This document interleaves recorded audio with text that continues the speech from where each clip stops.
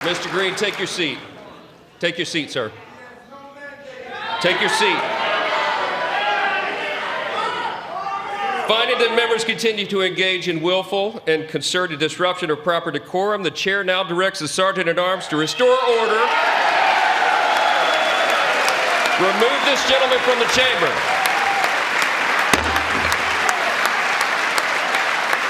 I could find a cure to the most devastating disease, a disease that would wipe out entire nations, or announce the answers to the greatest economy in history, or the stoppage of crime to the lowest levels ever recorded. And these people sitting right here will not clap, will not stand, and certainly will not cheer. And I signed an order making it the official policy of the United States government that there are only two genders, male and female. 6 weeks ago, I stood beneath the dome of this Capitol and proclaimed the dawn of the golden age of America. From that moment on, it has been nothing but swift and unrelenting action to usher in the greatest and most successful era in the history of our country. We have accomplished more in 43 days than most administrations accomplished in 4 years or 8 years, and we are just getting started.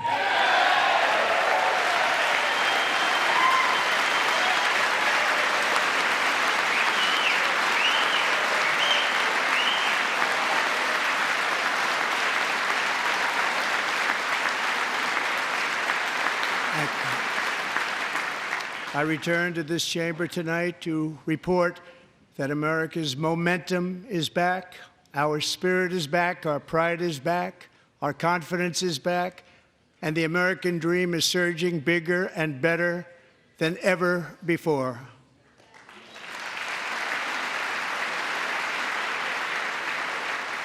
The American dream is unstoppable, and our country is on the verge of a comeback, the likes of which the world has never witnessed and perhaps will never witness again.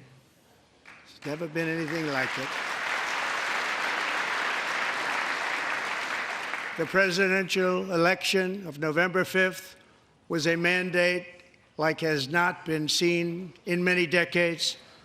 We won all 7 swing states, giving us an electoral college victory of 312 votes.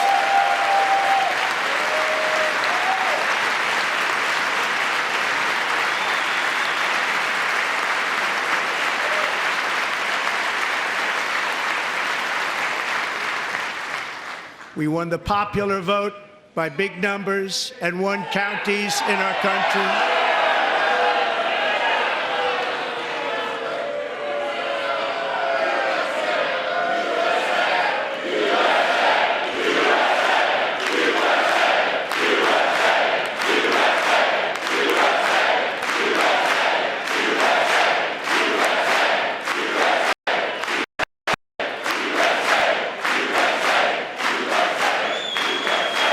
And won counties in our country, 2,700 to 525, on a map that reads almost completely red for Republican.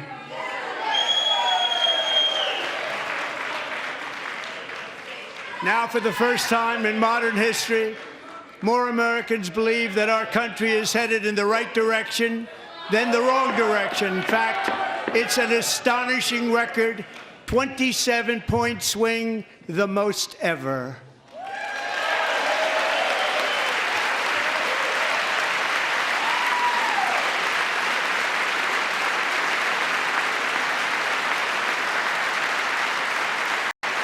Likewise, small business optimism saw its single largest one-month gain ever recorded, a 41-point jump.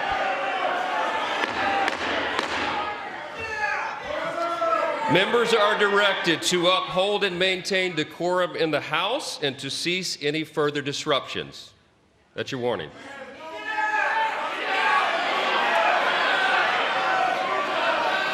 Members are engaging in willful and continuing breach of decorum, and the chair is prepared to direct the Sergeant-at-Arms to restore order to the joint session.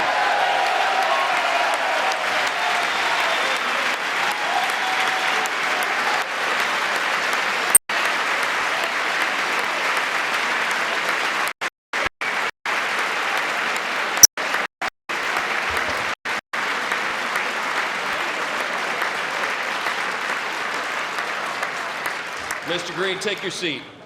Take your seat, sir. Take your seat. Finding that members continue to engage in willful and concerted disruption of proper decorum, the chair now directs the Sergeant-at-Arms to restore order. Remove this gentleman from the chamber.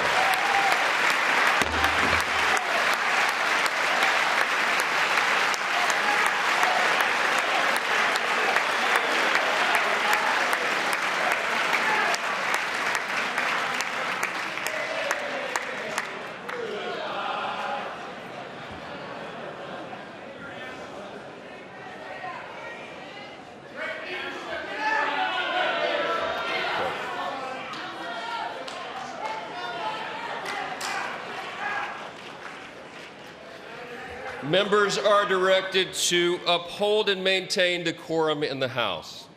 Mr. President, you continue. Thank you. Over the past 6 weeks, I have signed nearly 100 executive orders and taken more than 400 executive actions, a record to restore common sense, safety, optimism, and wealth all across our wonderful land. The people elected me to do the job, and I'm doing it.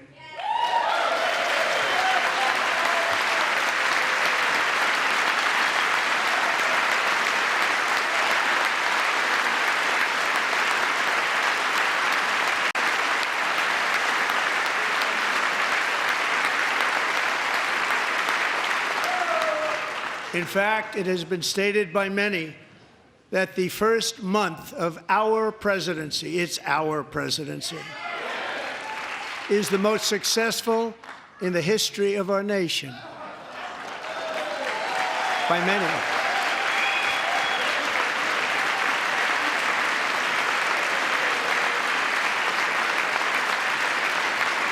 And what makes it even more impressive is that, do you know who number 2 is? George Washington. How about that? How about that? I don't know about that list, but we'll take it. Within hours of taking the oath of office, I declared a national emergency on our southern border, and I deployed the U.S. military and Border Patrol to repel the invasion of our country. And what a job they've done. As a result, illegal border crossings last month were by far the lowest ever recorded, ever.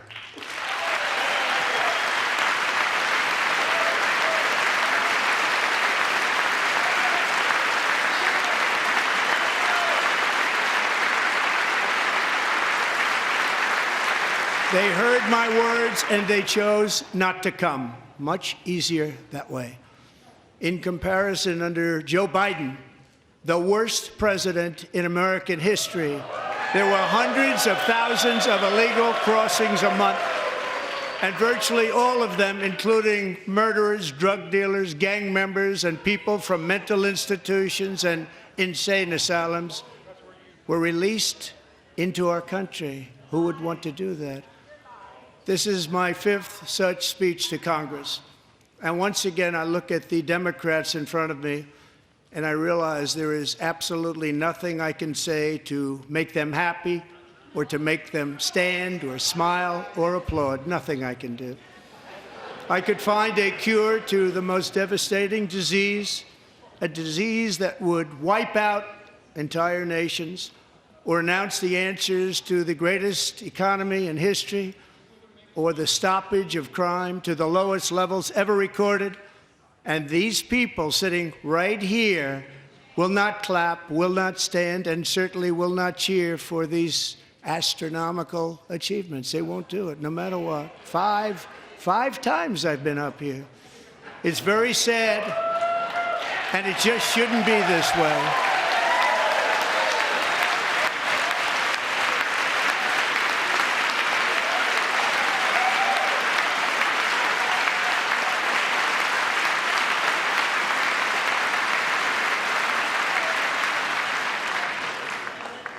So Democrats sitting before me, for just this one night, why not join us in celebrating so many incredible wins for America? For the good of our nation, let's work together and let's truly make America great again.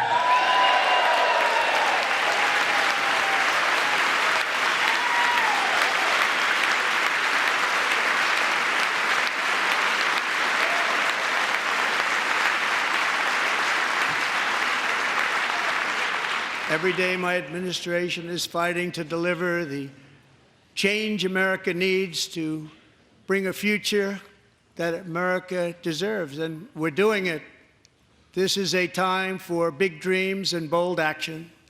Upon taking office, I imposed an immediate freeze on all federal hiring, a freeze on all new federal regulations, and a freeze on all foreign aid.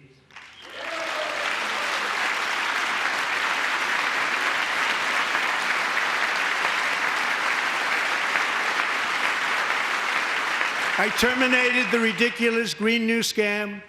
I withdrew from the unfair Paris Climate Accord, which was costing us trillions of dollars that other countries were not paying.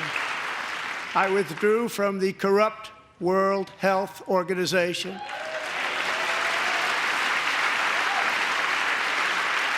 And I also withdrew from the anti-American UN Human Rights Council.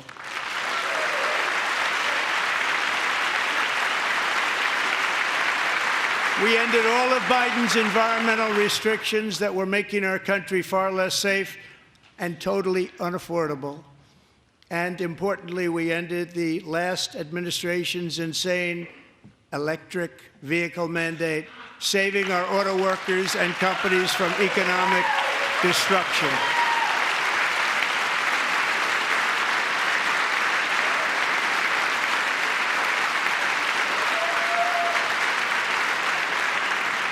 To unshackle our economy, I have directed that for every one new regulation, 10 old regulations must be eliminated, just like I did in my very successful first term.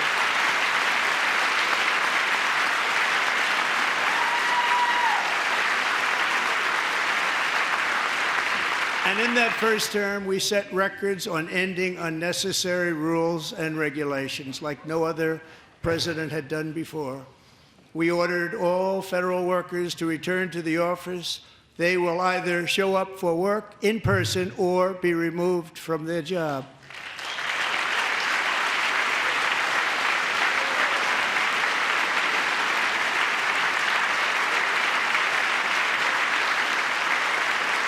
And we've ended weaponized government where, as an example, a sitting president is allowed to viciously prosecute his political opponent, like me. How did that work out? Not too good. Not too good.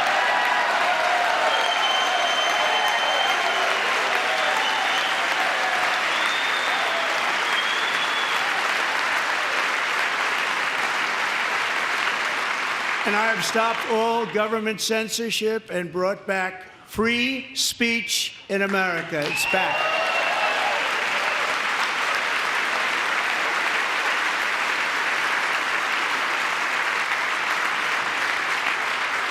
And 2 days ago, I signed an order making English the official language of the United States of America.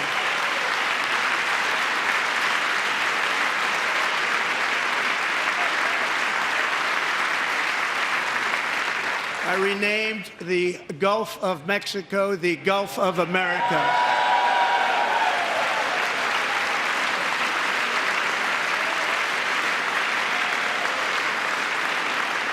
And likewise, I renamed, for a great president, William McKinley, Mount McKinley again.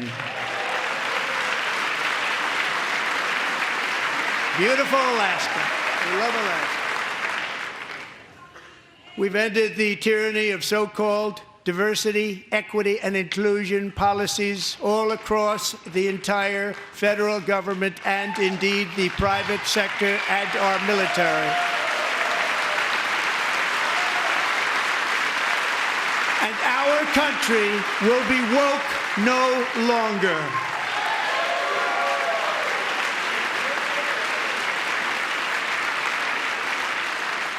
We believe that whether you are a doctor, an accountant, a lawyer, or an air traffic controller, you should be hired and promoted based on skill and competence, not race or gender. Very important.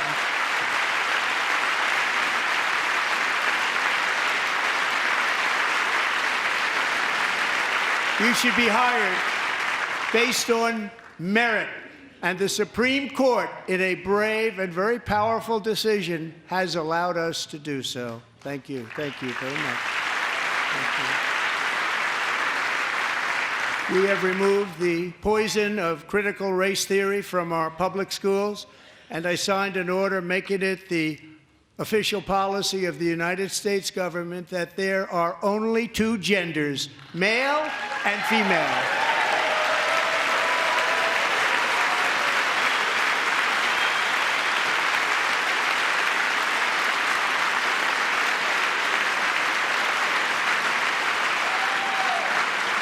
I also signed an executive order to ban men from playing in women's sports.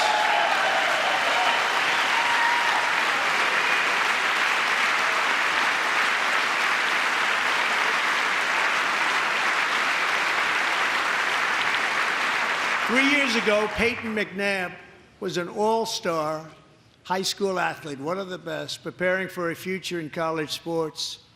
But when her girls' volleyball match was invaded by a male, he smashed the ball so hard in Peyton's face, causing traumatic brain injury, partially paralyzing her right side and ending her athletic career. It was a shot like she's never seen before. She's never seen anything like it. Peyton is here tonight in the gallery, and Peyton, from now on, schools will kick the men off the girls' team, or they will lose all federal funding.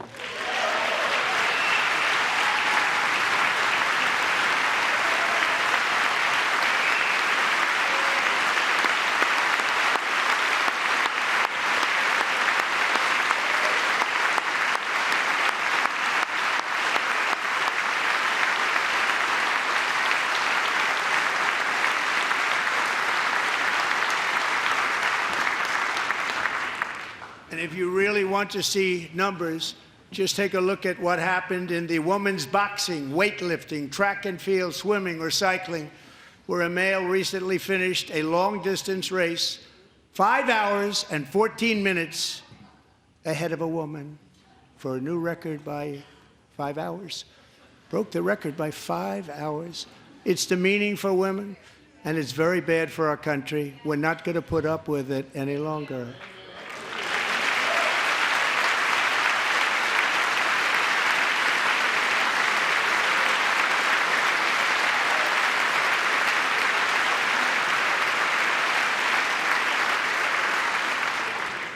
What I have just described is only a small fraction of the common sense revolution that is now, because of us, sweeping the entire world. Common sense has become a common theme, and we will never go back. Never. Never going to let that happen. Among my very highest priorities is to rescue our economy and get dramatic and immediate relief to working families. As you know, we inherited from the last administration an economic catastrophe and an inflation nightmare. Their policies drove up energy prices, pushed up grocery costs, and drove the necessities of life out of reach for millions and millions of Americans. They've never had anything like it. We suffered the worst inflation in 48 years, but perhaps even in the history of our country. They're not sure. As president, I'm fighting every day to reverse this damage and make America affordable again.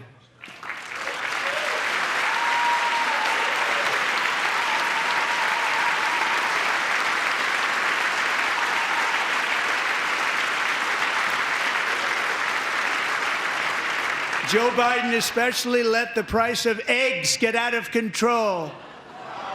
The egg price is out of control, and we're working hard to get it back down. Secretary, do a good job on that. You inherited a total mess from the previous administration. Do a good job.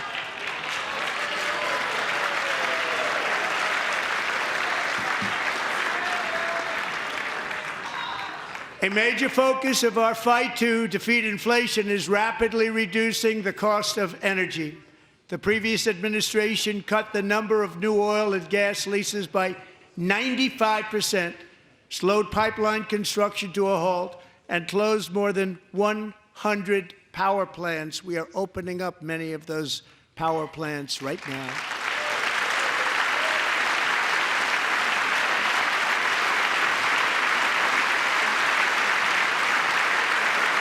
And frankly, we have never seen anything like it.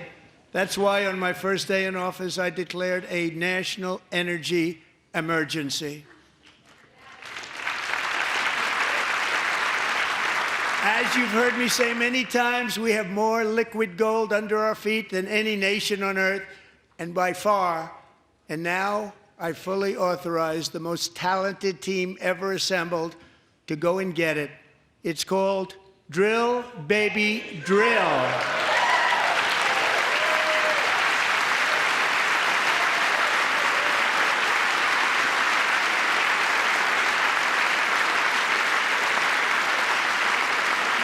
My administration is also working on a gigantic natural gas pipeline in Alaska, among the largest in the world, where Japan, South Korea, and other nations want to be our partner with investments of trillions of dollars each. There's never been anything like that one.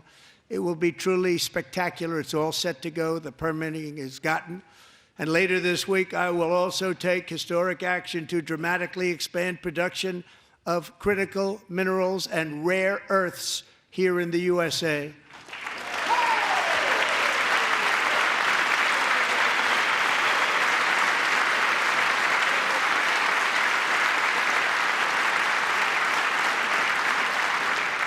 To further combat inflation, we will not only be reducing the cost of energy, but will be ending the flagrant waste of taxpayer dollars.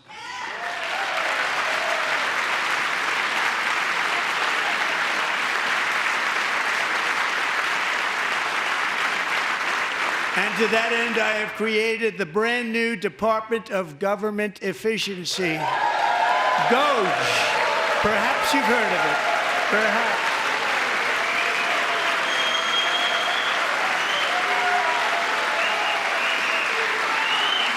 Which is headed by Elon Musk, who is in the gallery tonight.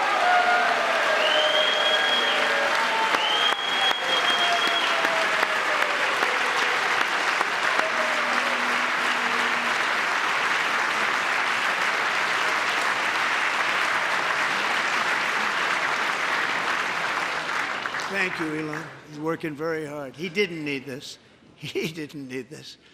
Thank you very much. We appreciate it. Everybody here, even this side, appreciates it, I believe. They just don't want to admit that. Just listen to some of the appalling waste we have already identified. $22 billion from HHS to provide free housing and cars for illegal aliens. $45 million for diversity, equity, and inclusion scholarships in Burma. $40 million to improve the social and economic inclusion of sedentary migrants. Nobody knows what that is. $8 million to promote LGBTQI+ in the African nation of Lesotho, which nobody has ever heard of. $60 million for indigenous peoples and Afro-Colombian empowerment in Central America. $60 million. $8 million for making mice transgender. This is real. $32 million for a left-wing propaganda operation in Moldova. $10 million for male circumcision in Mozambique. $20 million for the Arab Sesame Street in the Middle East. It's a program, $20 million for a program.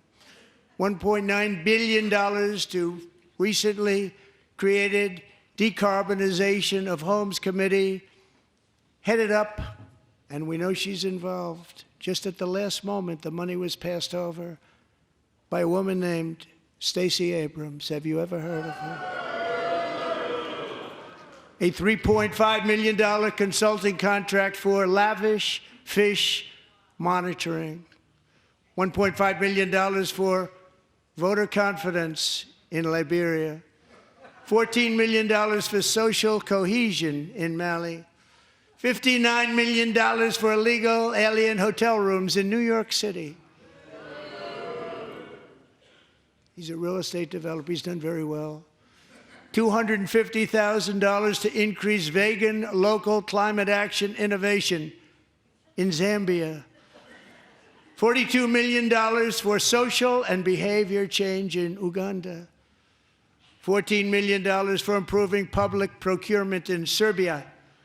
$47 million for improving learning outcomes in Asia. Asia's doing very well with learning. We know what we're doing. We should use it ourselves. And $101 million for DEI contracts at the Department of Education. The most ever paid, nothing even like it. Under the Trump administration, all of these scams, and they're far worse, but I didn't think it was appropriate to talk about them. They're so bad. Many more have been found out and exposed and swiftly terminated by a group of very intelligent, mostly young people, headed up by Elon, and we appreciate it. We found hundreds of billions of dollars of fraud.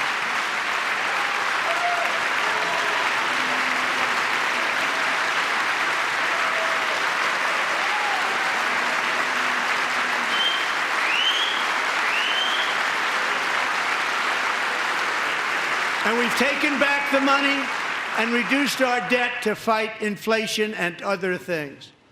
Taken back a lot of that money. We got it just in time. This is just the beginning. The Government Accountability Office, a federal government office, has estimated annual fraud of over $500 billion in our nation, and we are working very hard to stop it. We're going to. We're also identifying shocking levels of incompetence and probable fraud in the Social Security program for our seniors, and that our seniors and people that we love rely on. Believe it or not, government databases list 4.7 million Social Security members from people aged 100 to 109 years old. It lists 3.6 million people from ages 110 to 119. I don't know any of them. I know some people that are rather elderly, but not quite that elderly. 3.47 million people from ages 120 to 129. 3.9 million people from ages 130 to 139. 3.5 million people from ages 140 to 149. And money is being paid to many of them, and we're searching right now. In fact, Pam, good luck. Good luck. You're going to find it. But a lot of money is paid out to people because it just keeps getting paid, and nobody does, and it really hurts Social Security and hurts our country. 1.3 million people from ages 150 to 159, and over 130,000 people, according to the Social Security databases, are age over 160 years old. We have a healthier country than I thought, Bobby.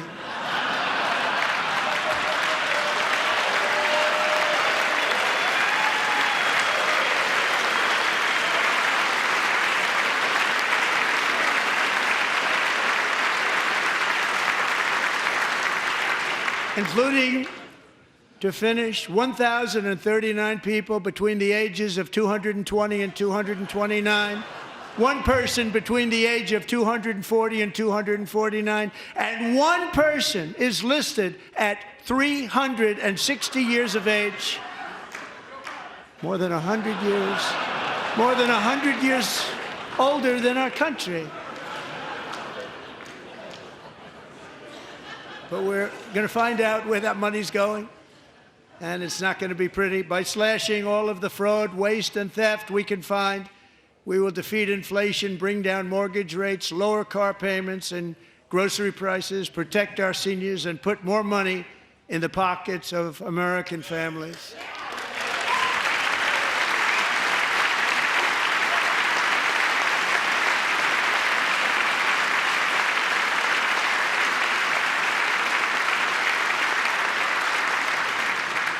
And today, interest rates took a beautiful drop, big, beautiful drop. It's about time.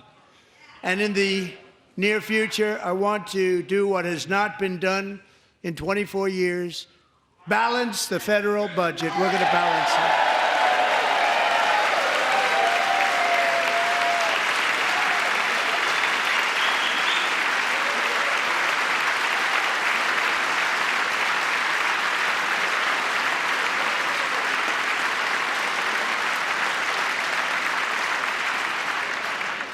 With that goal in mind, we have developed in great detail what we are calling the Gold Card, which goes on sale very, very soon.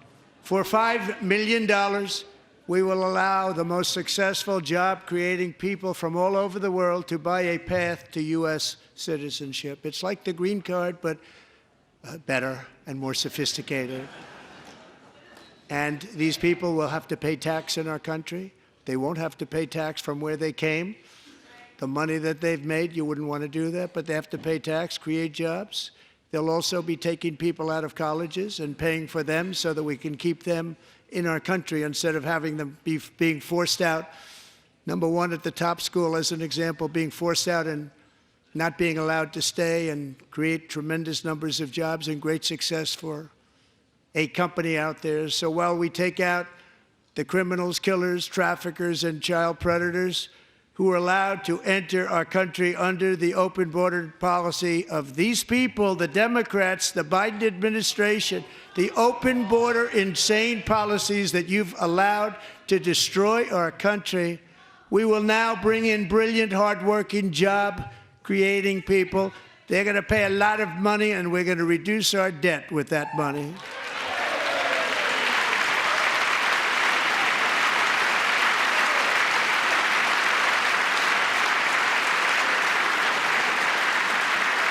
Americans have given us a mandate for bold and profound change. For nearly 100 years, the federal bureaucracy has grown until it has crushed our freedoms, ballooned our deficits, and held back America's potential in every possible way.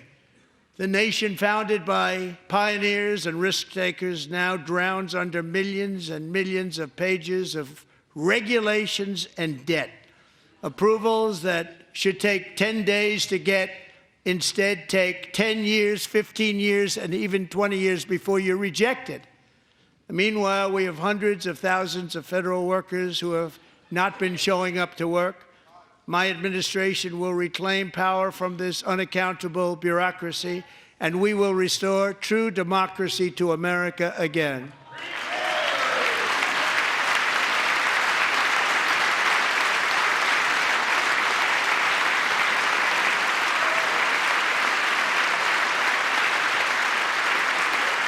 And any federal bureaucrat who resists this change will be removed from office immediately.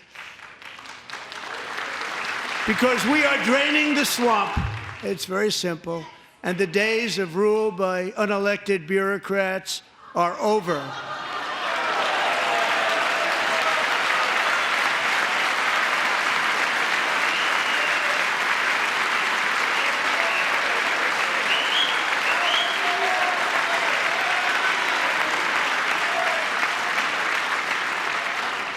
And the next phase of our plan to deliver the greatest economy in history is for this Congress to pass tax cuts for everybody. They're in there. They're waiting for you to vote.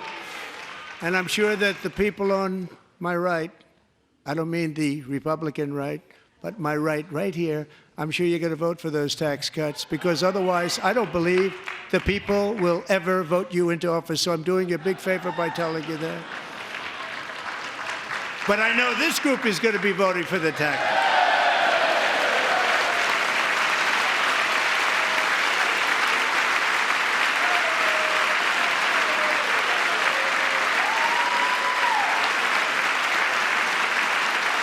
Thank you.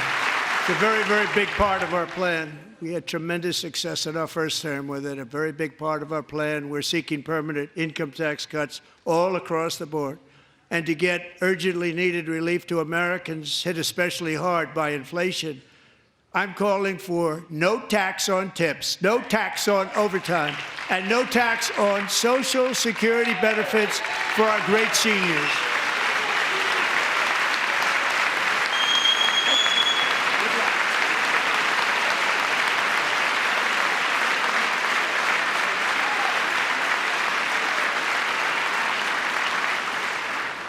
And I also want to make interest payments on car loans tax deductible, but only if the car is made in America.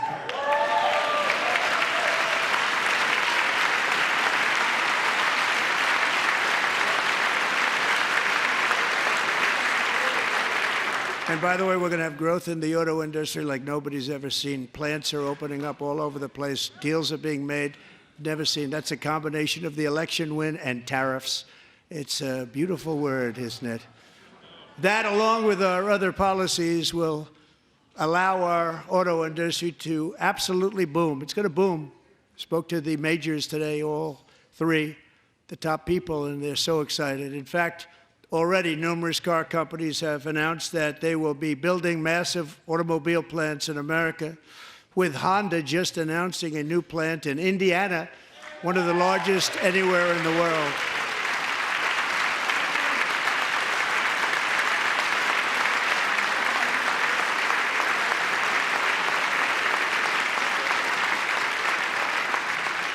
And this has taken place since our great victory on November 5th, a date which will hopefully go down as one of the most important in the history of our country.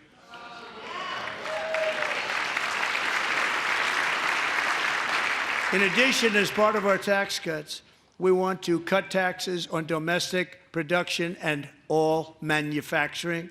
And just as we did before, we will provide 100% expensing. It will be retroactive to January 20th, 2025.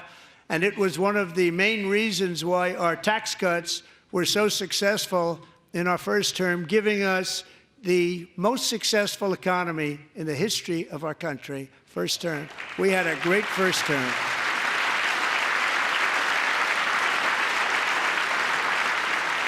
If you don't make your product in America, however, under the Trump administration, you will pay a tariff, and in some cases, a rather large one. Other countries have used tariffs against us for decades, and now it's our turn to start using them against those other countries. On average, the European Union, China, Brazil, India, Mexico and Canada, have you heard of them? And countless other nations charge us tremendously higher tariffs than we charge them. It's very unfair.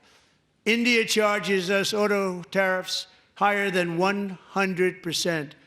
China's average tariff on our products is twice what we charge them. And South Korea's average tariff is 4 times higher. Think of that, 4 times higher. And we give so much help militarily and in so many other ways to South Korea, but that's what happens. This is happening by friend and foe. This system is not fair to the United States and never was, and so on April 2nd, I wanted to make it April 1st, but I didn't want to be accused of April Fool's Day. That's not, just one day cost us a lot of money. But we're going to do it in April. I'm a very superstitious person. April 2nd, reciprocal tariffs kick in. And whatever they tariff us, other countries, we will tariff them. That's reciprocal, back and forth.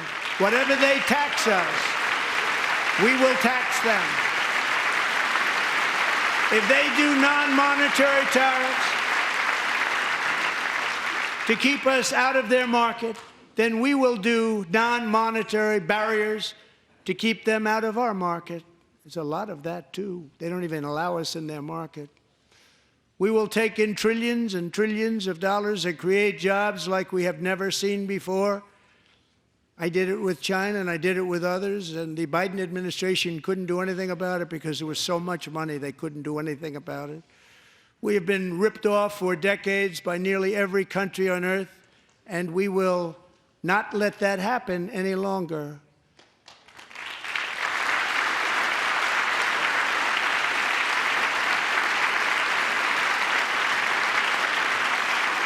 Much has been said over the last 3 months about Mexico and Canada, but we have very large deficits with both of them. But even more importantly, they've allowed fentanyl to come into our country at levels never seen before, killing hundreds of thousands of our citizens and many very young, beautiful people, destroying families. Nobody's ever seen anything like it.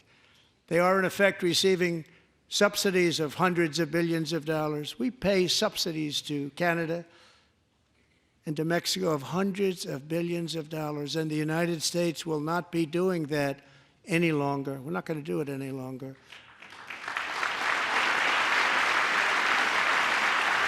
Thanks to our America First policies we're putting into place, we have had $1.7 trillion of new investment in America in just the past few weeks.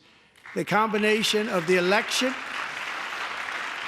and our economic policies that people of SoftBank, one of the most brilliant anywhere in the world, announced a $200 billion investment.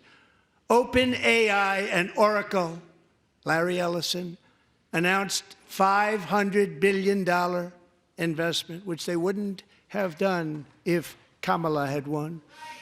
Apple announced $500 billion investment. Tim Cook called me. He said, I cannot spend it fast enough. It's going to be much higher than that, I believe. They'll be building their plants here instead of in China. And just yesterday, Taiwan Semiconductor, the biggest in the world, most powerful in the world, has a tremendous amount, 97% of the market, announced a $165 billion investment to build the most powerful chips on earth right here in the USA.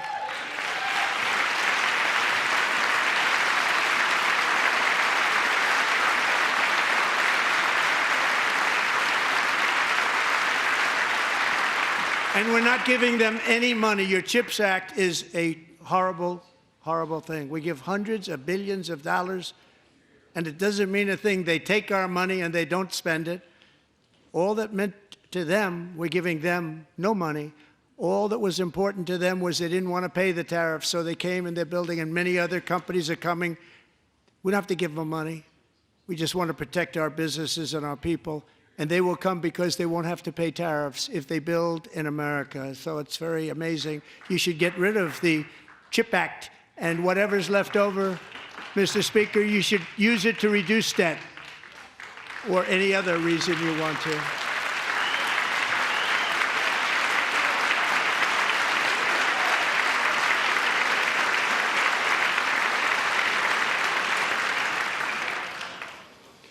Our new trade policy will also be great for the American farmer. I love the farmer, who will now be selling into our home market, the USA, because nobody is going to be able to compete with you.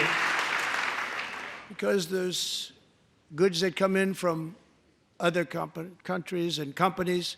They're really in a bad position in so many different ways. They're uninspected. They may be very dirty and disgusting, and they come in and they pour in, and they hurt our American farmers. The tariffs will go on agricultural product coming into America, and our farmers, starting on April 2nd, it may be a little bit of an adjustment period. We had that before when I made the deal with China, $50 billion of purchases, and I said, just bear with me, and they did. They did. Probably have to bear with me again, and this will be even better. That was great. The problem with it was that Biden didn't enforce it. He didn't enforce it. $50 billion of purchases, and we were doing great, but Biden did not enforce it, and it hurt our farmers. But our farmers are going to have a field day right now. So to our farmers, have a lot of fun. I love you too. I love you too. It's all going to happen.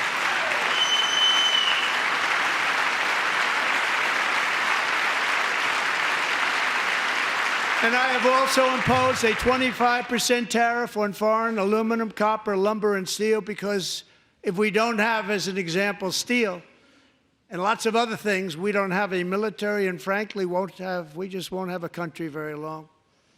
Here today is a proud American steelworker, fantastic person from Decatur, Alabama, Jeff Denard. Has been working at the same steel plant for 27 years in a job that has allowed him to serve as the captain of his local volunteer fire department, raised 7 children with his beautiful wife, Nicole, and over the years provide a loving home for more than 40 foster children. So great, Jeff.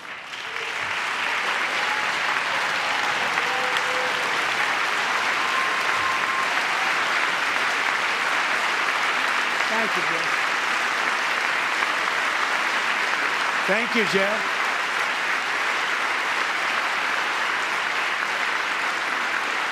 Stories like Jeff's remind us that tariffs are not just about protecting American jobs. They're about protecting the soul of our country. Tariffs are about making America rich again and making America great again, and it's happening, and it will happen rather quickly. There'll be a little disturbance, but we're okay with that. It won't be much. No, you're not. Oh. And look where Biden took us, very low, the lowest we've ever been. Jeff, I want to thank you very much. And I also want to recognize another person who has devoted herself to foster care community. She works so hard on it. A very loving person, our magnificent First Lady of the United States.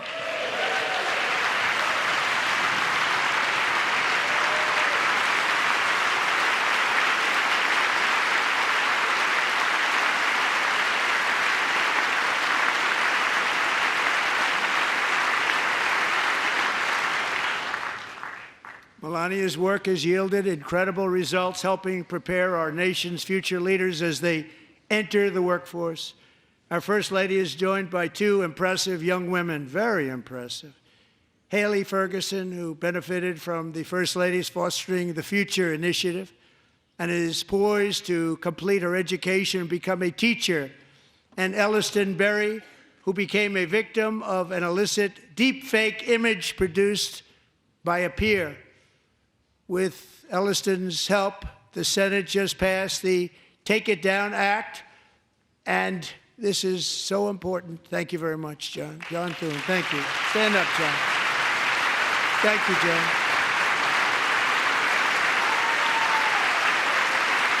Thank you all very much.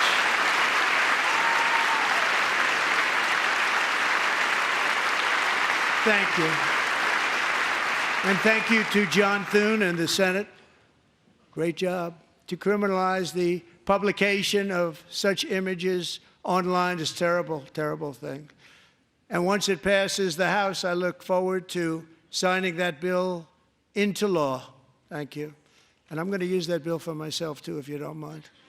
Because nobody gets treated worse than I do online. Nobody. That's great. Thank you very much to the Senate. Thank you. But if we truly care about protecting Americans' children, no step is more crucial than securing America's borders. Over the past 4 years, 21 million people poured into the United States. Many of them were murderers, human traffickers, gang members, and other criminals from the streets of dangerous cities all throughout the world. Because of Joe Biden's insane and very dangerous open border policies, they are now strongly embedded in our country, but we are getting them out and getting them out fast.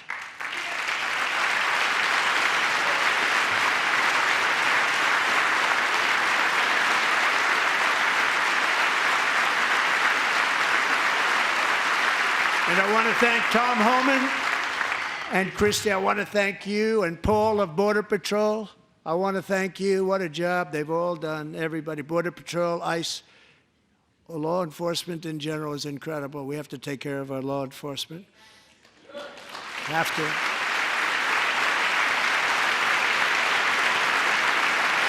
Last year, a brilliant 22-year-old nursing student named Laken Riley, the best in her class, admired by everybody, went out for a jog on the campus of the University of Georgia. That morning, Laken was viciously attacked, assaulted, beaten, brutalized, and horrifically murdered. Laken was stolen from us by a savage illegal alien gang member who was arrested while trespassing across Biden's open southern border and then set loose into the United States under the heartless policies of that failed administration. It was indeed a failed administration. He had then been arrested and released in a Democrat-run sanctuary city, a disaster, before ending the life of this beautiful young angel. With us this evening are Laken's beloved mother, Allison, and her sister, Lauren.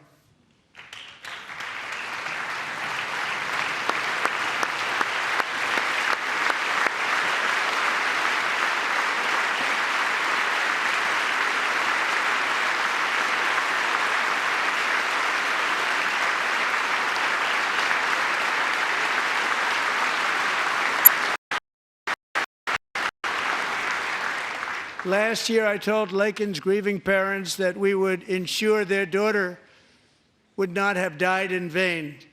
That's why the very first bill I signed into law as your 47th president mandates the detention of all dangerous criminal aliens who threaten public safety. It's a very strong, powerful act.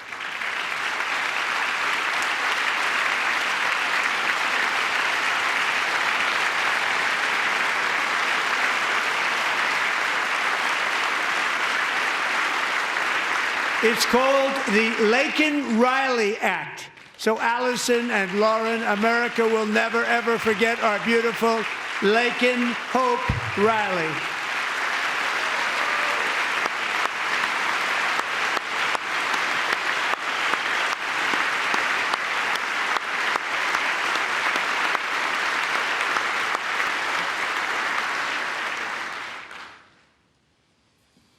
Thank you very much. Since taking office, my administration has launched the most sweeping border and immigration crackdown in American history, and we quickly achieved the lowest numbers of illegal border crossers ever recorded. Thank you.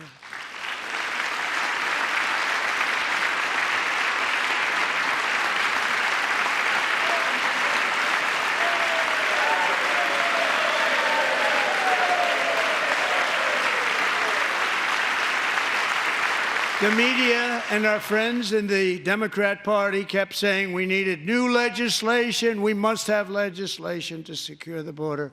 But it turned out that all we really needed was a new president.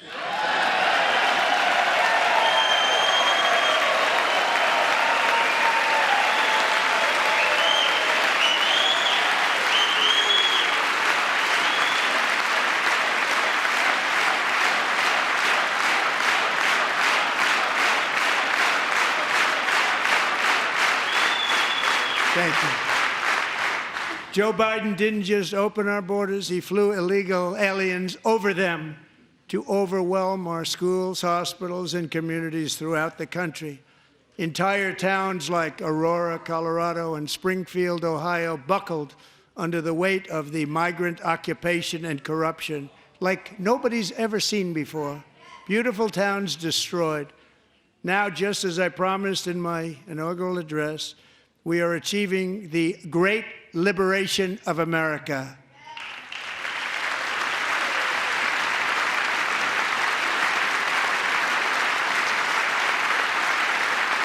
But there still is much work to be done. Here tonight is a woman I have gotten to know Alexis Nungary from Houston. Wonderful woman. Last June, Alexis's 12-year-old daughter, her precious Jocelyn, walked to a nearby convenience store. She was kidnapped, tied up, assaulted for 2 hours under a bridge, and horrifically murdered. Arrested and charged with this heinous crime are 2 illegal alien monsters from Venezuela, released into America by the last administration through their ridiculous open border. The death of this beautiful 12-year-old girl and the agony of her mother and family touched our entire nation greatly. Alexis, I promised that we would always remember your daughter, your magnificent daughter, and earlier tonight I signed an order keeping my word to you. One thing I have learned about Jocelyn is that she loved animals so much. She loved nature. Across Galveston Bay, from where Jocelyn lived in Houston, you will find a magnificent national wildlife refuge, a pristine, peaceful, 34,000-acre sanctuary for all of God's creatures on the edge of the Gulf of America.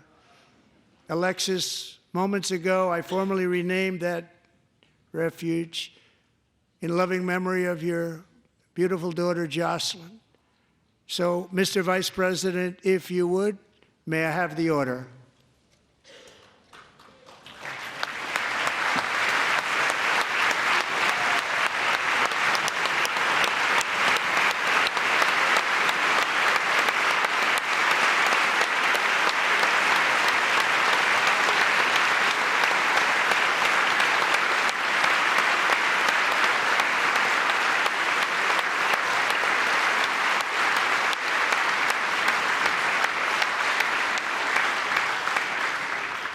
Thank you very much.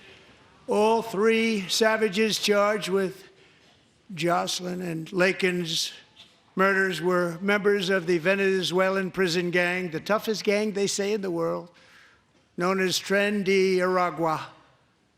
2 weeks ago, I officially designated this gang, along with MS-13 and the bloodthirsty Mexican drug cartels, as foreign terrorist organizations.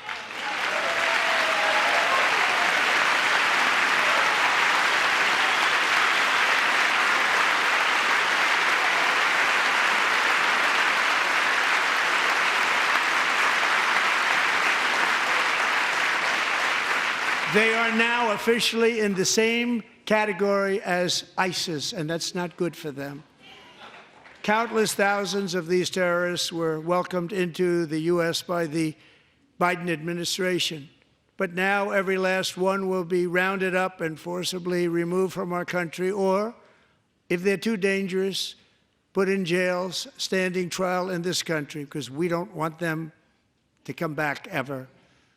With us this evening is a warrior on the front lines of that battle, Border Patrol Agent Roberto Ortiz. Great guy.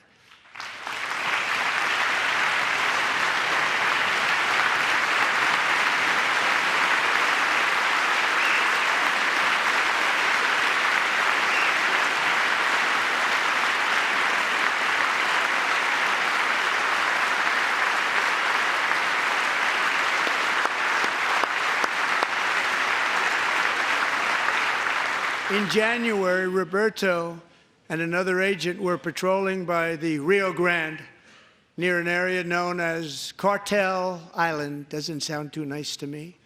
When heavily armed gunmen started shooting at them, Roberto saw that his partner was totally exposed, at great danger, and he leapt into action, returning fire and providing crucial seconds for his fellow agent to seek safety, just barely. I have some of the prints of that event, and it was not good. Agent Ortiz, we salute you for your great courage and for your line of fire that you took, and for the bravery that you showed. We honor you, and we will always honor you. Thank you, Roberto, very much.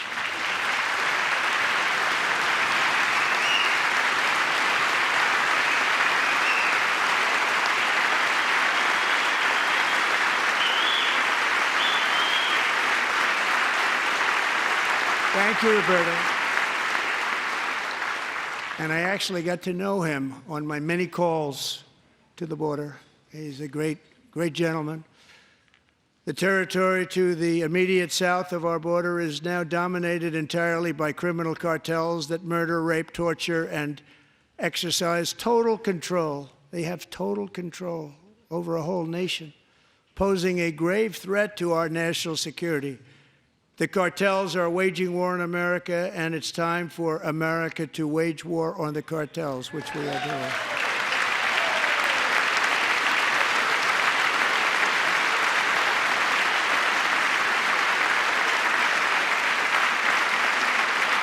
Five nights ago, Mexican authorities, because of our tariff policies being imposed on them, think of this, handed over to us 29 of the biggest cartel leaders in their country. That has never happened before. They want to make us happy. First time ever. But we need Mexico and Canada to do much more than they've done, and they have to stop the fentanyl and drugs pouring into the USA. They're going to stop it. I have sent Congress a detailed funding request laying out exactly how we will eliminate these threats to protect our homeland and complete the largest deportation operation in American history, larger even than current record holder President Dwight D. Eisenhower, a moderate man, but someone who believed very strongly in borders. Americans expect Congress to send me this funding without delay so I can sign it into law. So, Mr. Speaker, John Thune, both of you, I hope you're going to be able to do that, Mr. Speaker. Thank you. Mr. Leader, thank you. Thank you very much. And let's get it to me. I'll sign it so fast, you won't even believe it.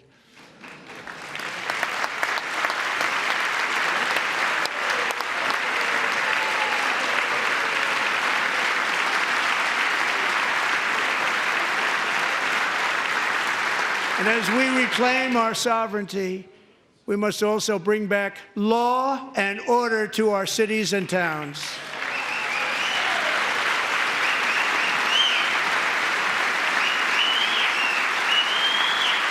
In recent years, our justice system has been turned upside down by radical left lunatics. Many jurisdictions virtually ceased enforcing the law against dangerous repeat offenders while weaponizing law enforcement against political opponents like me. My administration has acted swiftly and decisively to restore fair, equal, and impartial justice under the constitutional rule of law, starting at the FBI and the DOJ. Pam, good luck. Cash, wherever you may be, good luck. Good luck. Pam Bondi. Good luck. So important. Going to do a great job. Cash, thank you. Thank you, Cash.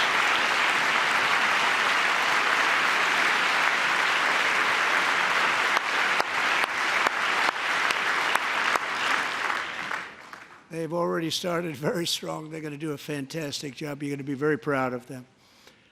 We're also once again giving our police officers the support, protection, and respect they so dearly deserve. They have to get it. They have such a hard, dangerous job, but we're going to make it less dangerous.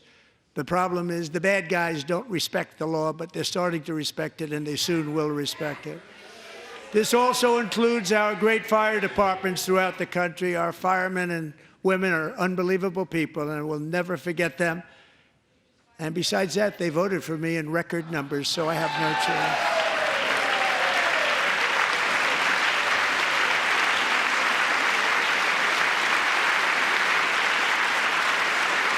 One year ago this month, 31-year-old New York police officer Jonathan Diller, unbelievably wonderful person and a great officer, was gunned down at a traffic stop on Long Island. I went to his funeral.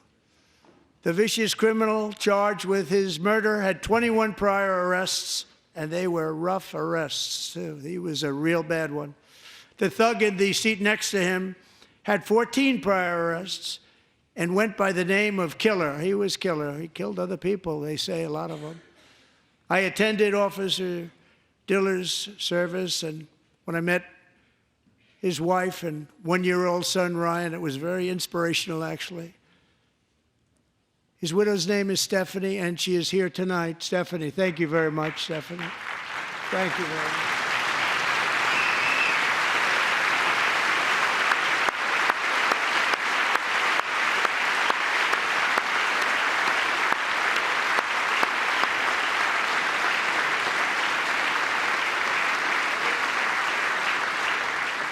Stephanie, we're going to make sure that Ryan knows his dad was a true hero, New York's finest, and we're going to get these cold-blooded killers and repeat offenders off our streets, and we're going to do it fast. Got to stop it. They get out with 28 arrests. They push people into subway trains. They hit people over the head, back of the head with baseball bats. We got to get them out of here. I've already signed an executive order requiring a mandatory death penalty for anyone who murders a police officer, and tonight I'm asking Congress to pass that policy into permanent law.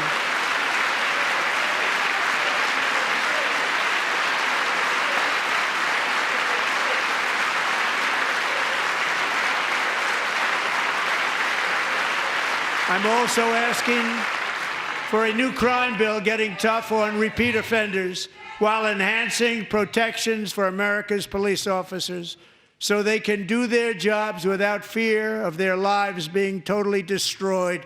They don't want to be killed. We're not going to let them be killed. Joining us in the gallery tonight is a young man who truly loves our police. His name is DJ Daniel. He is 13 years old, and he has always dreamed of becoming a police officer.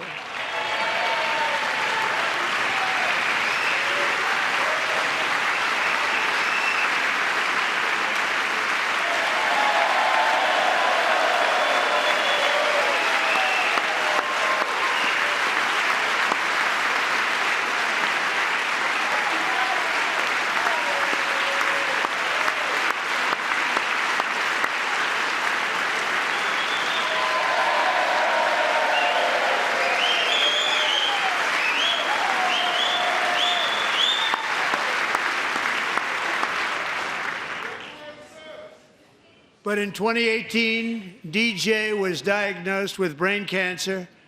The doctors gave him 5 months at most to live. That was more than 6 years ago.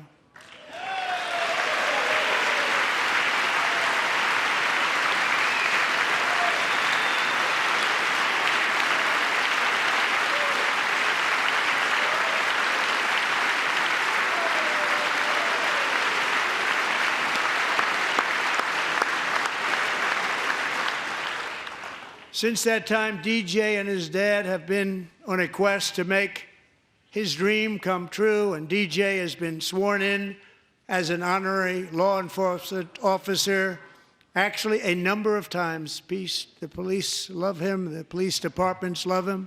And tonight, DJ, we're going to do you the biggest honor of them all.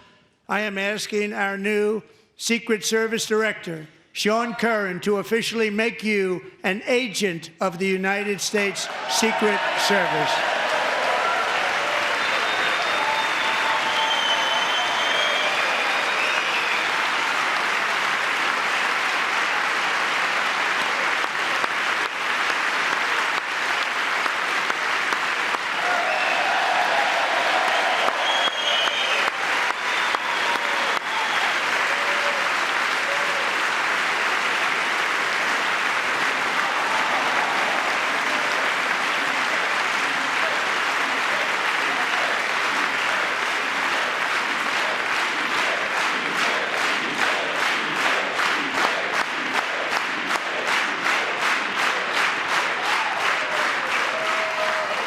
Thank you, DJ.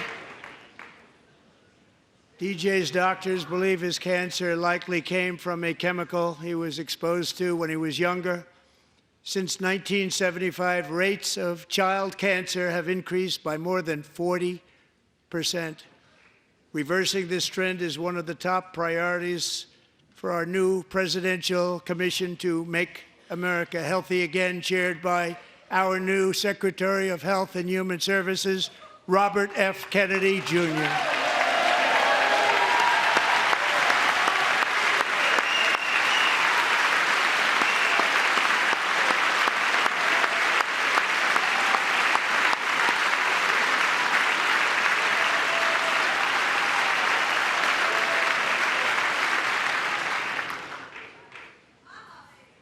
With the name Kennedy, you would have thought everybody over here would have been cheering. How quickly they forget. Our goal is to get toxins out of our environment, poisons out of our food supply, and keep our children healthy and strong. As an example, not long ago, and you can't even believe these numbers, 1 in 10,000 children had autism, 1 in 10,000. And now it's 1 in 36.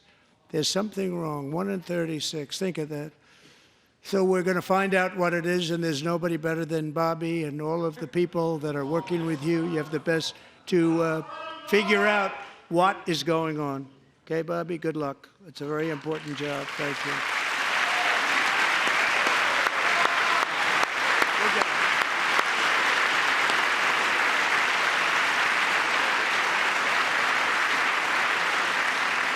Thank you. My administration is also working to protect our children from toxic ideologies in our schools. A few years ago, January Littlejohn and her husband discovered that their daughter's school had secretly socially transitioned their 13-year-old little girl. Teachers and administrators conspired to deceive January and her husband while encouraging her daughter to use a new name and pronouns. They, them pronoun, actually, all without telling January, who is here tonight and is now a courageous advocate against this form of child abuse. January, thank you. Thank you. Thank you very much.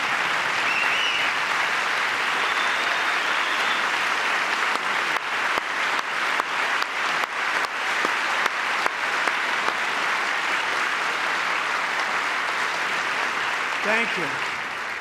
Stories like this are why, shortly after taking office, I signed an executive order banning public schools from indoctrinating our children with transgender ideology.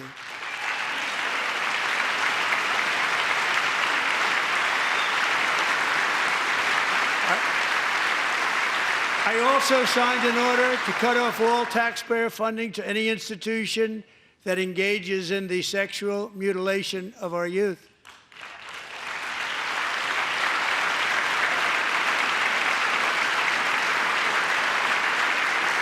And now I want Congress to pass a bill permanently banning and criminalizing sex changes on children and forever ending the lie that any child is trapped in the wrong body. This is a big lie.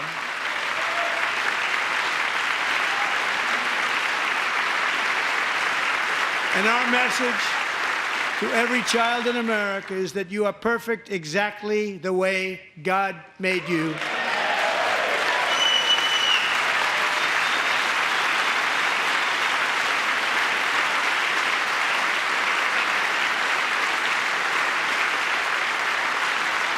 Because we're getting wokeness out of our schools and out of our military, and it's already out, and it's out of our society. We don't want it.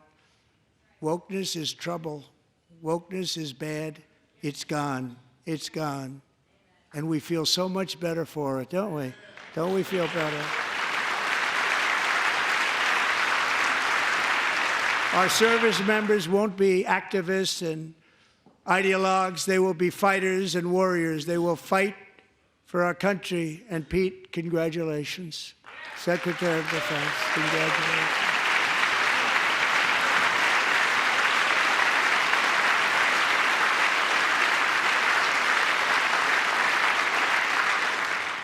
And he's not big into the woke movement, I can tell you. I know him well. I am pleased to report that in January, the U.S. Army had its single best recruiting month in 15 years, and that all armed services are having among the best recruiting results ever in the history of our services. What a difference.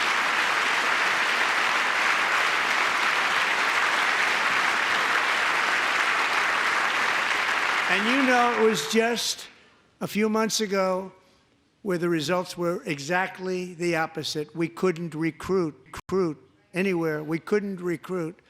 Now we're having the best results just about that we've ever had. What a tremendous turnaround. It's really a beautiful thing to see. People love our country again. It's very simple. They love our country, and they love being in our military again. So it's a great thing, and thank you very much. Great job. Thank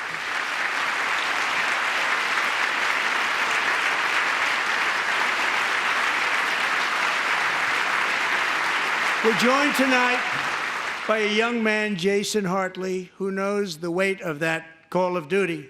Jason's father, grandfather, and great-grandfather all wore the uniform. Jason tragically lost his dad, who was also a Los Angeles County Sheriff's deputy when he was just a boy, and now he wants to carry on the family legacy of service. Jason is a senior in high school, a 6-letter varsity athlete, a really good athlete, they say, a brilliant student with a 4.46, that's good, GPA. And his greatest dream is to attend the U.S. Military Academy at West Point.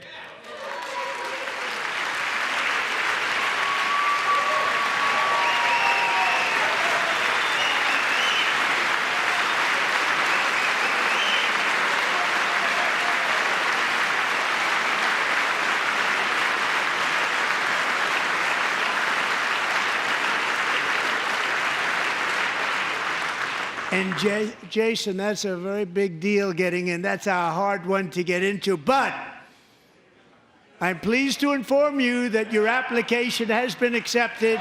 You will soon be joining the Corps of Cadets.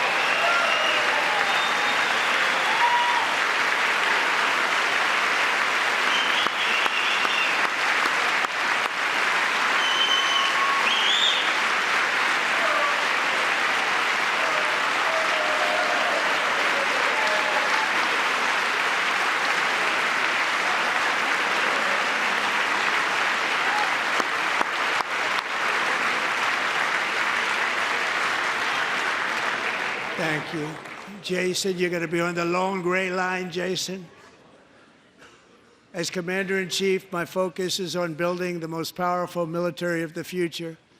As a first step, I'm asking Congress to fund a state-of-the-art Golden Dome missile defense shield to protect our homeland, all made in the USA.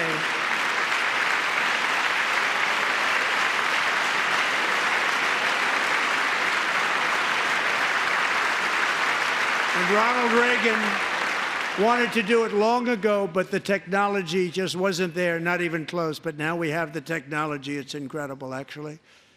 And other places, they have it. Israel has it. Other places have it. And the United States should have it too, right, Tim, right? They should have it too. So I want to thank you. But it's a very, very important. This is a very dangerous world. We should have it. We want to be protected, and we're going to protect our citizens like never before. To boost our defense industrial base, we are also going to resurrect the American shipbuilding industry, including commercial shipbuilding and military shipbuilding.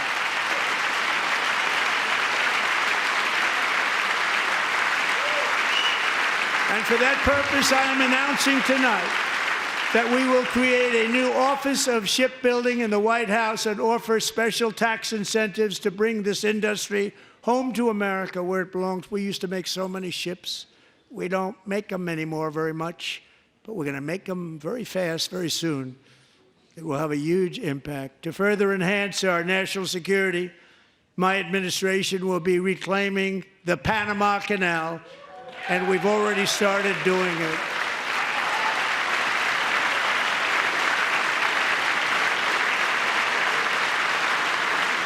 Just today, a large American company announced they are buying both ports around the Panama Canal and lots of other things having to do with the Panama Canal and a couple of other canals.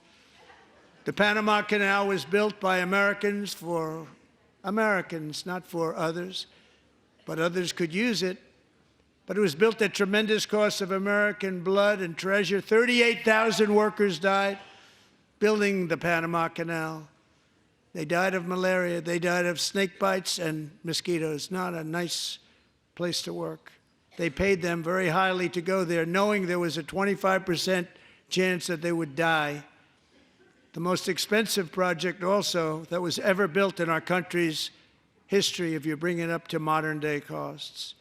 It was given away by the Carter administration for $1, but that agreement has been violated very severely. We didn't give it to China. We gave it to Panama, and we're taking it back.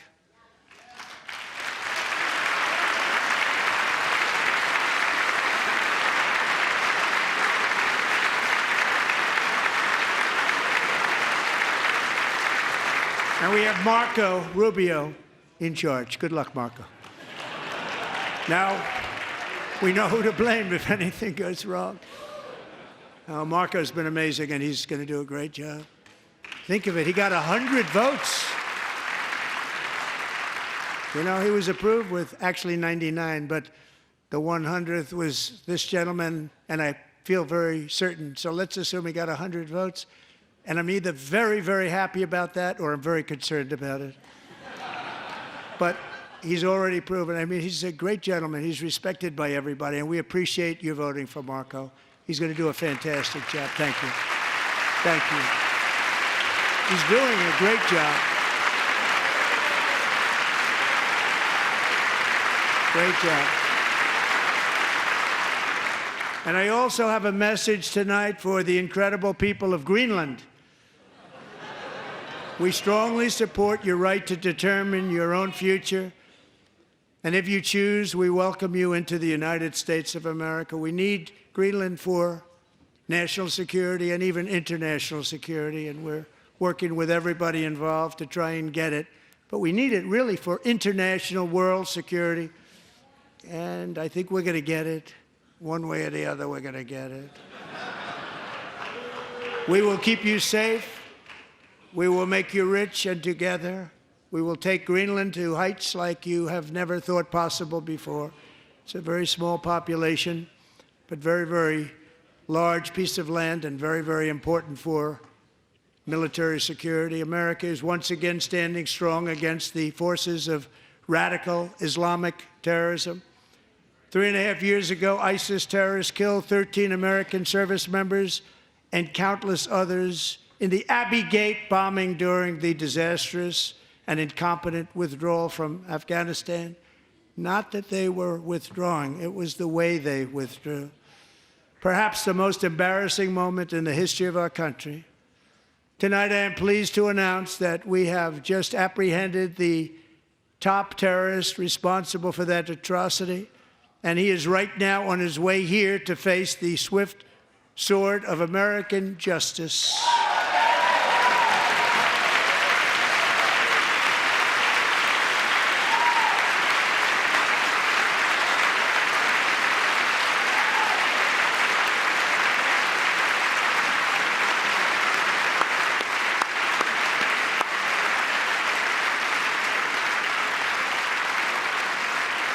And I want to thank especially the government of Pakistan for helping arrest this monster.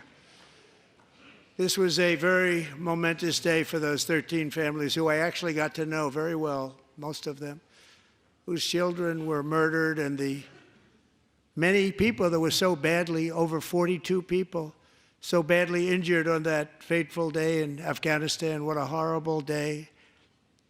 Such incompetence was shown that when Putin saw what happened, I guess he said, wow, maybe this is my chance. That's how bad it was.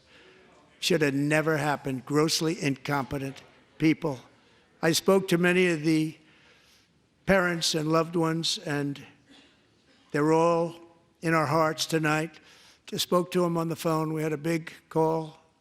Every one of them called, and everybody was on the line, and they did nothing but cry with happiness. They were very happy, as happy as you can be under those circumstances. Their child brother, sister, son, daughter was killed for no reason whatsoever. In the Middle East, we're bringing back our hostages from Gaza. In my first term, we achieved one of the most groundbreaking peace agreements in generations, the Abraham Accords.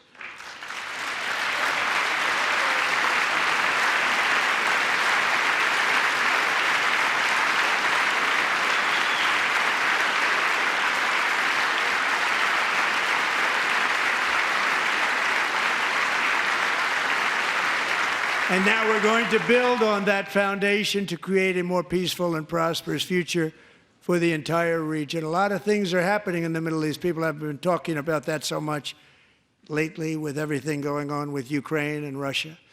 But a lot of things are happening in the Middle East. It's a rough neighborhood, actually. I'm also working tirelessly to end the savage conflict in Ukraine.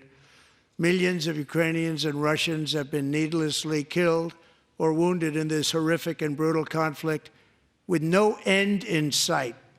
The United States has sent hundreds of billions of dollars to support Ukraine's defense with no security, with no anything.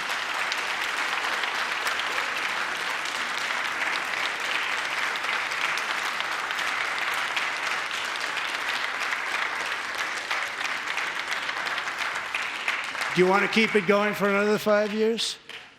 Yeah, you would say Pocahontas says yes.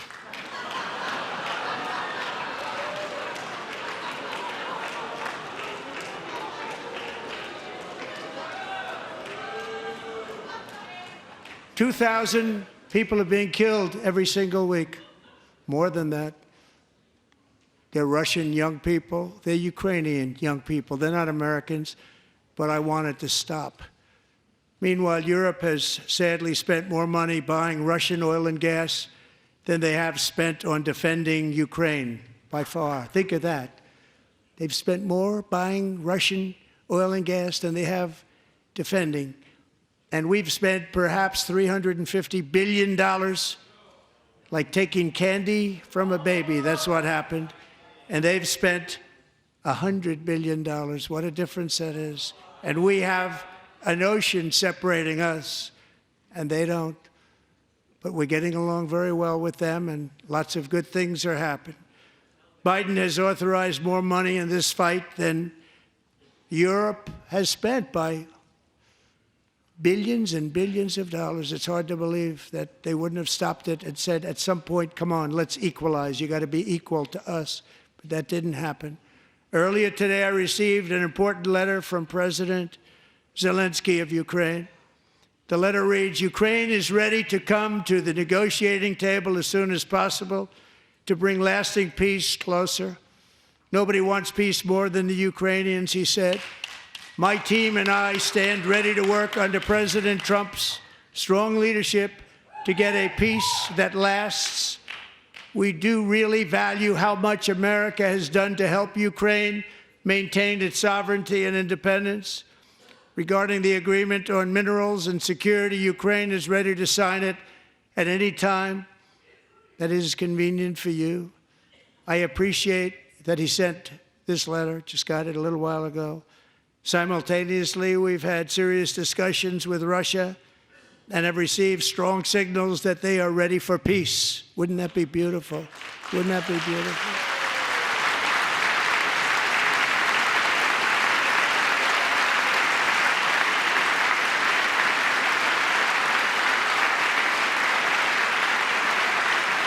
Wouldn't that be beautiful?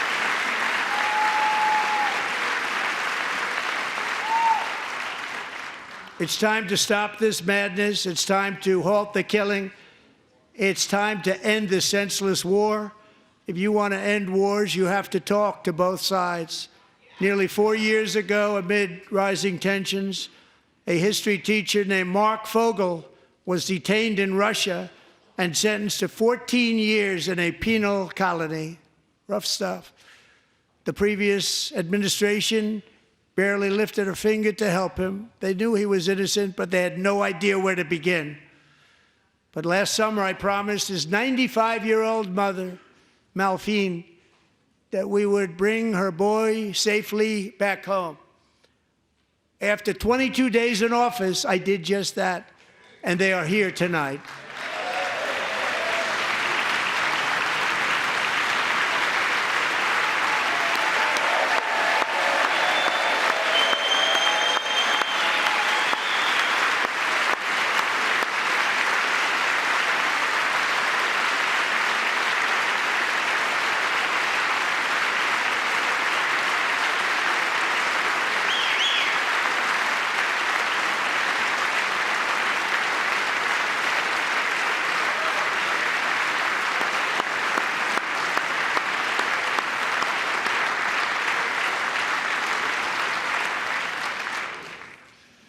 To Mark and his great mom, we are delighted to have you safe and sound and with us. As fate would have it, Mark Fogel was born in a small rural town in Butler, Pennsylvania. Have you heard of it? Where his mother has lived for the past 78 years. I just happened to go there last July 13th for a rally. That was not pleasant. And that is where I met his beautiful mom right before I walked onto that stage. And I told her I would not forget what she said about her son. And I never did I? Never forgot. Less than 10 minutes later, at that same rally, gunfire rang out, and a sick and deranged assassin unloaded 8 bullets from his sniper's perch into a crowd of many thousands of people. My life was saved by a fraction of an inch, but some were not so lucky. Corey Comparator was a firefighter, a veteran, a Christian, a husband, a devoted father, and above all, a protector. When the sound of gunshots pierced the air, it was a horrible sound. Corey knew instantly what it was and what to do. He threw himself on top of his wife and daughters and shielded them from the bullets with his own body. Corey was hit really hard. You know the story from there. He sacrificed his life to save theirs. 2 others, very fine people, were also seriously hit. But thankfully, with the help of 2 great country doctors, we thought they were gone and they were saved. So those doctors had great talent. We're joined by Corey's wife, Helen, who was his high school sweetheart, and their 2 beloved daughters, Allison and Kaylee. Thank you.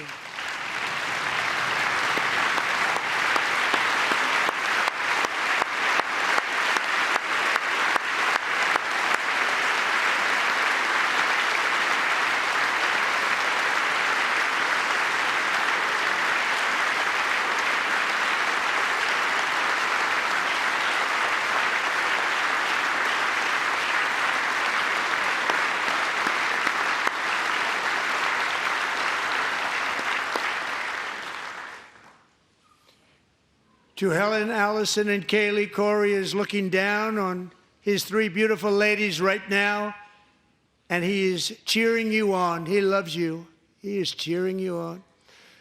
Corey was taken from us much too soon, but his destiny was to leave us all with a shining example of the selfless devotion of a true American patriot. It was love like Corey's that built our country, and it's love like Corey's that is going to make our country more majestic than ever before. I believe that my life was saved that day in Butler for a very good reason. I was saved by God to make America great again. I believe that. Thank you.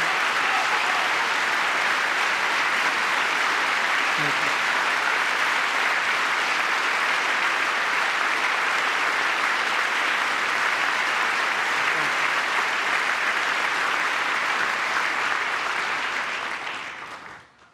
Thank you very much. From the patriots of Lexington and Concord to the heroes of Gettysburg and Normandy, from the warriors who crossed the Delaware to the trailblazers who climbed the Rockies, and from the legends who soared at Kitty Hawk, to the astronauts who touched the moon.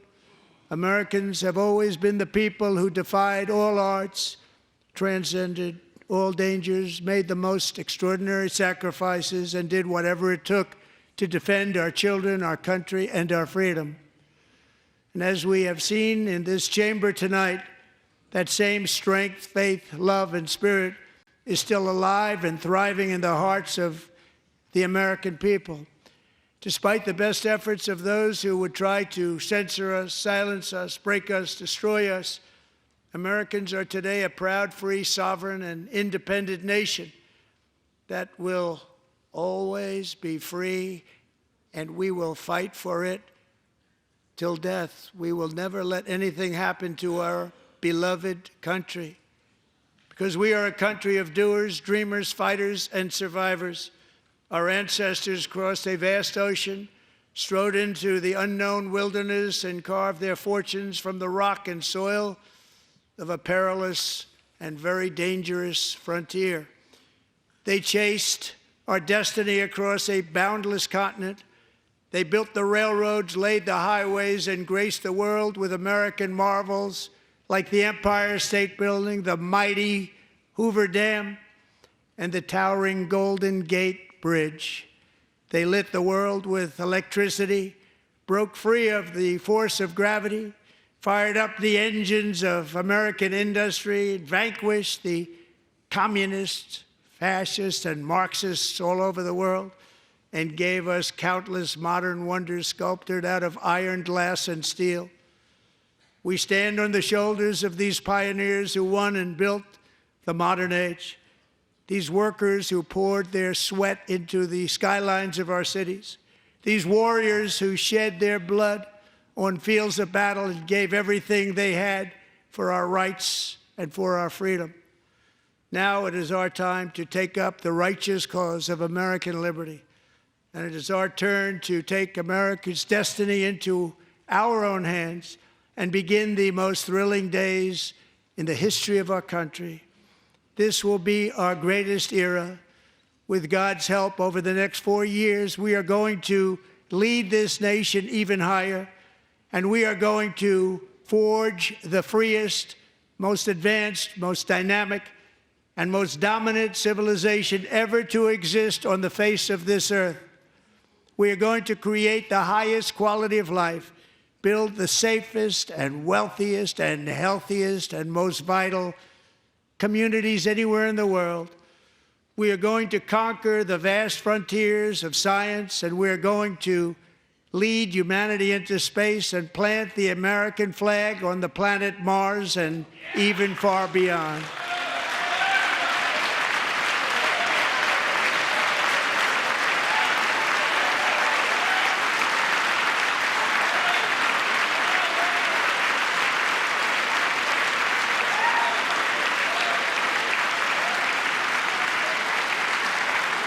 And through it all, we are going to rediscover the unstoppable power of the American spirit.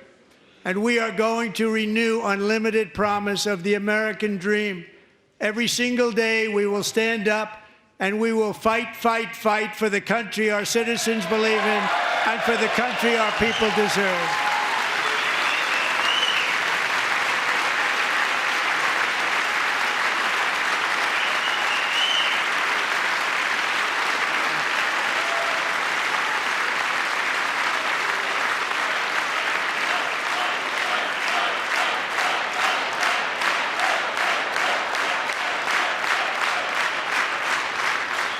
My fellow Americans, get ready for an incredible future, because the golden age of America has only just begun. It will be like nothing that has ever been seen before. Thank you, God bless you, and God bless America.